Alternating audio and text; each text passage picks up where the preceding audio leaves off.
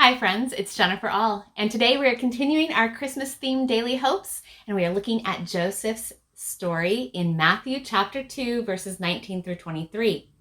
Now, as you recall, we just experienced the beautiful part of the story of the Magi coming from so far to worship the newborn king, but we also talked about Herod and Herod's terrible, vengeful, tragic attack on the little lives in Bethlehem, which prompted Joseph to have a dream that told him to pack up the Holy Family and flee to Egypt. And that's where our verses pick up today. Joseph and the family are hanging out in Egypt, and they don't know how long they are supposed to wait there. They were told, stay there until you are told it's safe to return. So they're just chilling, waiting in a new and foreign land. And Joseph gets a dream where he is visited by another angel of the Lord, telling him it is now safe to return back to Israel. So he packs up the family again, they move back, and when they get there, they discover that Herod's son is ruling over Bethlehem area, and he's even worse than his dad. So Joseph reroutes the family, not to Bethlehem, but to Nazareth, which actually ends up fulfilling even more prophecies. So as we're looking at this passage today, what stands out to me are the concepts of location and time. Timing. Man, have you ever moved in your life? Have you ever packed up your whole household and had to resettle in a new area?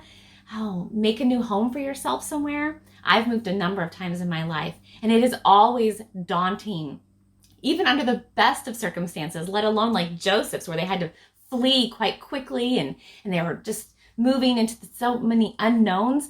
And my moves have been way simpler than this, and they even caused me to have these moments where I questioned, did I make the right call? Was this the right time to move? Did I make the right move? Am I in the right place? As we look at the decisions and the bravery that Joseph exhibits in today's passage, I'm just really impressed by the way this man trusted God with the where and the when of his life. He had to move and relocate this newborn family. He's responsible for the Son of God, and yet he trusted God. These moves, they took discernment and faith. But I believe that we too can trust God with the where and the when of our lives. For example, the where, we can trust God with the location and the wheres of our life, because we see how God is so intentional with Joseph's location at every step of his journey. Okay, moving him to Egypt, that just tells us how much God really identifies with anyone who's ever had to uproot and move their whole lives because they've been afraid, they've been fleeing danger or persecution. You realize the Holy Family were refugees. God identifies with that kind of fear and that concern and that heartbreak. God knows that, knows it well, and he is near to anyone who has ever felt like a stranger in a strange land, felt like an outsider. He knows that feeling. He's there with us in that. But then this move from Egypt back to Israel, it is symbolic on so many levels. And it harkens back to the Exodus story of God's people moving out of Egypt into the promised land. And we're supposed to make those connections. We're supposed to think that, because this move from Egypt back to Israel symbolizes that deliverance is here again.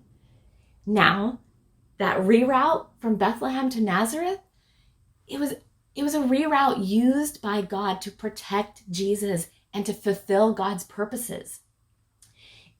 It wasn't a reroute because Joseph was fleeing the schemes of the enemy and he was trying to avoid evil. No.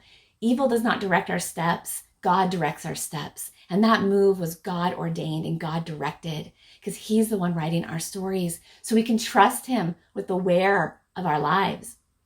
And we can trust God with the timing in our lives, because we see how appointed and purposeful God's timing is in all of this story. God knew when it was safe for Jesus and the Holy Family to return. He knew that he had all the proper things in place and ready to go.